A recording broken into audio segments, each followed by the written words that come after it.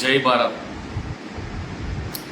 కాశ్మీర్లో నువ్వు చచ్చిపోయినావు, నీ భార్య ఏడుస్తున్నది, నీ బావ చచ్చిపోయాడు, మీ అక్క ఏడుస్తుంది, నిన్ను కన్నా నీ తండ్రి చచ్చిపోయాడు, మీ అమ్మ ఏడుస్తుంది.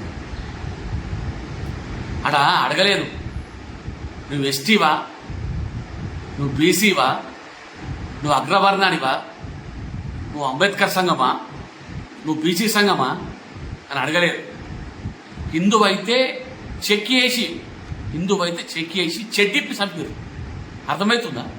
ఏడున్నాము మనం, అర్థం కావాలి. ఇది ఒక్క సస్తున్నాం కదా కులాల పేరు మీద. మేము రెడ్డిలం, మేము మునూరు కాపులం, మేము షాలోళ్ళం, మేము గౌళ్ళోళ్ళం, మేము గూండ్లోళ్ళం, మేము యాదవులం. ఇవి అలా చూడలేదు.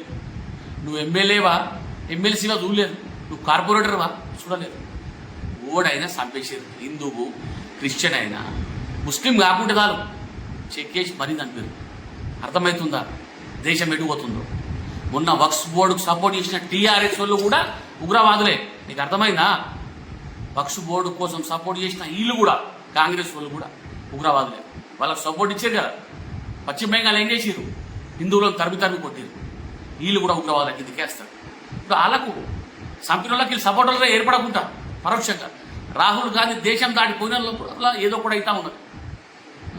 వాళ్ళు ఇక చంపి నరేంద్ర మోడీకి చెప్పుకో అని చెప్తున్నారు. అంటే ఈ నరేంద్ర మోడీ ఒక్కడే దేశాన్ని కాపాడతారు. ఈ విషయాన్ని మీరు అర్థం చేసుకోవాలి. ఓ హైదరాబాద్ కార్పొరేటర్లు మీకు దండం పెడతా.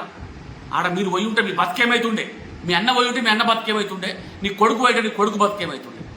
అదొకటి ఆలోచించుకోరు. దేశం కోసం పనిచేయరు, కులాల మతాలు పనిచేయరు. గడప లోపల నీ కులం, గడప దాటితే అంతా హిందువులం.